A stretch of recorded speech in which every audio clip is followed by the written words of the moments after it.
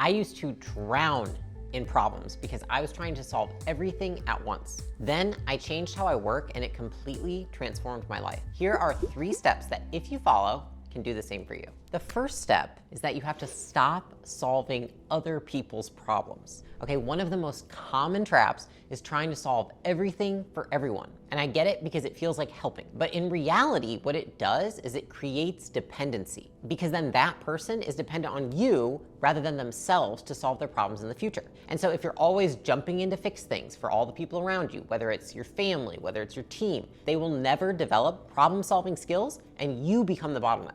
I see this all the time with people surrounding me and within myself. Back when I was younger and I lived in a household and my mother was an alcoholic, and I was constantly trying to solve her alcohol problem for her. I was taking away the bottles. I was hiding stuff from her. I was driving her to work. I was trying to solve the problem and not allowing her to solve it. And part of that is because if you try to solve the problem from somebody, you take away some of the pain that they feel by having the problem. And so because of that, they're less likely to want to change. The mindset shift to make here is to understand that when you solve problems for somebody, you take away opportunity for them to learn. And the thing that I tell people when they bring problems to me is I say, oh, no. I don't need to learn anything. I already know how to solve this problem. But you haven't solved the problem before, so you should learn. Here is what I would do if I were you. Put it back on that person. Oftentimes when somebody comes to you and they want to bring their problems to you, it's like they don't even trust themselves to solve the problem. But if you ask that person, what do you think you should do? What you might find is that how they think they should solve the problem is actually a fantastic way to solve the problem, and they just haven't voiced it because they're insecure, they're doubtful, they're uncertain of themselves. But you're never gonna give them the chance to instill that sense of confidence in themselves if you just immediately assume they don't know what to do. And so the first thing you wanna do is say, what do you think you should do? Now, if they're like, I asked you because I truly have no idea, I've never done this before. Okay, if you really have no idea of what to do, what I can do is I can share with you the frameworks and the strategies that I use to troubleshoot my problem, or at least how I would think through a problem if I were that person. What's more valuable than solving someone's problems is giving them the frameworks to solve them on their own. And so what you're essentially doing is you're teaching somebody to fish rather than fishing for them. And so this means that they walk away, they actually have a skill that they can continue to repeat and use for the rest of their lives, and you get your time back and your sanity because you're not solving everybody's problems all the time.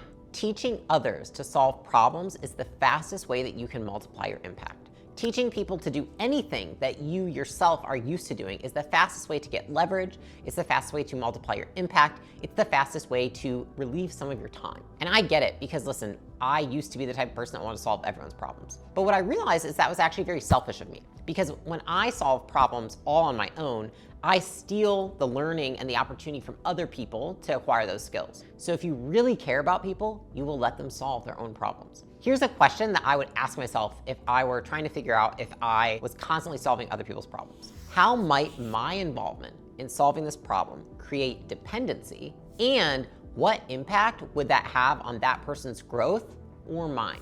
The second question you can ask yourself is, have I given this person the tools or guidance to solve similar problems to this in the future on their own?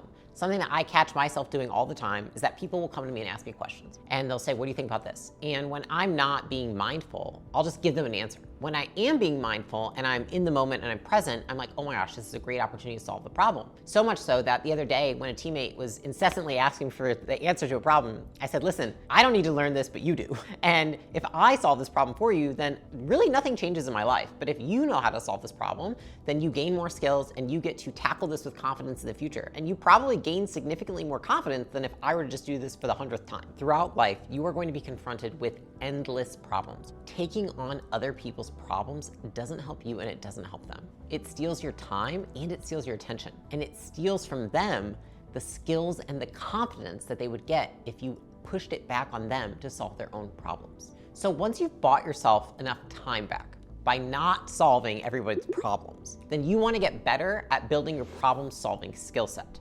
Skills take reps, not time, to accumulate. So people often think that they're bad at solving problems because they lack talent, they're dumb, or they don't have time. And here's the truth. Most people actually just lack reps. Skills like critical thinking, problem solving, troubleshooting, they're not innate, you're not born with them. They're simply developed through repetition. Every problem you solve is a rep. The more problems you tackle, the sharper your skills become. What you want to do is reframe challenges as opportunities to put in the reps. So for example, growing businesses. When I first started in business and there would be a problem in the business, it was like, how do I overcome this? I need to talk to people. I need to ask for help. I need to do all this stuff. Now, when a problem arises in business, I have a framework for how I think through that problem. I can solve that problem very quickly. How did I get good at that? At this point in my career, I've advised thousands of businesses on how to solve their problems. I've solved different problems in 4 of my different businesses thousands of times. I have helped solve tens of thousands of problems over the last decade in business. And so it's literally just the reps. It's the reps of looking at a business, looking at all the metrics, looking at all the people, and then saying, where do I think the constraint is? And I've just done that time and time and time again. Even when we first started acquisition.com, and I would be looking and analyzing a company, it would take me, I remember, about 2 days of going through everything to really figure out what I think the biggest opportunity is to grow the business and how to deconstrain it. Now I can look at a business and within 10 minutes, I can tell you what I think the number one thing they need to do to grow their business is. It's because I got in the dirt and I just did the shit for the last 3 years. It's just reps. Skills aren't built by the clock. They are built by the reps. So if you're facing problems right now that feel hard to solve, I want you to ask yourself this question. Am I viewing these problems as obstacles and problems that I need to avoid, or as opportunities to build my skills through repetition? The reason why a lot of people never get really good at solving certain problems is because they're too afraid to suck. When I first lost 100 pounds, when I first started my business, it's not like I seemed like I do now in the beginning. Like, I fucking sucked. The reason why I've been able to do this in different areas of my life is not because I'm different than the person watching this video. The reason is because I'm okay sucking. I don't think it's a problem.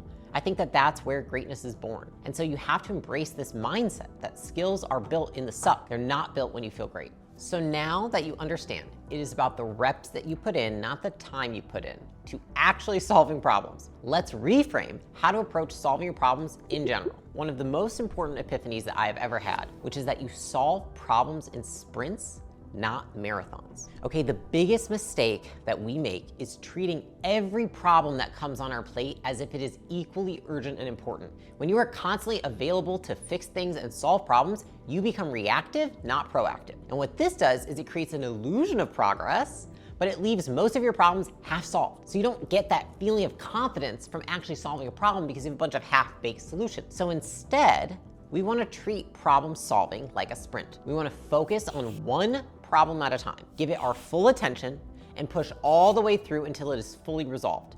Then and only then do we move on to the next problem. Solving problems takes your attention. And so the more of your attention that you have to put on one problem, the faster you solve it. Imagine it like this. You have all of this energy, your attention, and you have 6 problems that have been presented to you. If you try to tackle those 6 problems all at the same time, each problem only gets 15% of your attention. But if you say, you know what, I'm gonna first tackle this problem, then that one problem gets 100% of your attention. And so this is why I'm such a fan of sprints, because sprints create urgency and focus. Urgency because you're like, oh my gosh, I really wanna solve these other problems, I just wanna get this done. But focus because you're telling your brain, I don't need to solve these other problems right now. I can put them on a spreadsheet, put them on a document, put them in a bucket, and I will come to those problems next after I've solved this one. This was one of the biggest unlocks that I had ever had, because every 3 to 4 months, I decide what are the top 4 to 5 problems I need to focus on. And I look at my personal life the same way. Then typically what I do is I set out to solve those problems. And it wasn't until I sat down with one of my friends, his name was Sharon, and he told me how he solves problems. I thought, though he might be presented with, these are the 4 to 5 problems I need to solve, and I might be presented with, these are the 4 to 5 problems I need to solve, he will not try and tackle them all at once. So what I was doing is in all my free time, I was rotating between these 4 to 5 problems. For him, he said, I do focus sprints, where I solve one problem, and I do not move on to the next until that problem is solved. And it was in that moment that I had this light bulb go off where I was like, wow, I can't believe I've been doing this all these years. I changed making myself available to help solve all problems that exist in my company to focusing on one at a time. And then I thought to myself, wow, this same principle could apply to any area of life. And so my tip for you is this: prioritize problems based on 3 things: urgency, impact, ability to reverse. Okay, so urgency is, does this problem get better or worse if I wait? If the problem gets worse if you wait, it's more urgent. How big of an impact would it have? 10%, 20%, 30%? And then lastly, how hard is it to reverse? Meaning, depending how you solve this problem, does it have irreversible damage or solutions to your life? And so the best thing you can do once you identify what those problems are is then you create dedicated blocks of time to work on that problem. You want to make sure that you constrain your problem and you do not give yourself too much time to solve it. If you move towards problem-solving sprints, which I am a huge advocate of, ask yourself this question: how can you reward yourself for solving a problem? What is a reward for you? Is it spending time with somebody you love? Is it buying something for yourself? Oftentimes, we wait for other people to reward us for our efforts. But why do that when you can reward yourself? And this is something I am such an advocate of because I have such a better relationship with solving problems and with myself since I started rewarding myself for solving problems. Essentially what I'm doing is I'm rewarding and reinforcing myself for working hard on something in a way that makes my life better. Big progress happens in small, focused sprints, not endless marathons. Switching from a marathon mentality to focusing on short, intense sprints will help you prioritize what actually matters. And it will help you push through because you know what's on the other side, which is either getting ahead and solving the next problem or rewarding yourself. By giving full attention to one problem at a time, you are going to make faster progress, you're going to reduce the sense of overwhelm, and you're not going to feel so busy. So here's a question to ask yourself.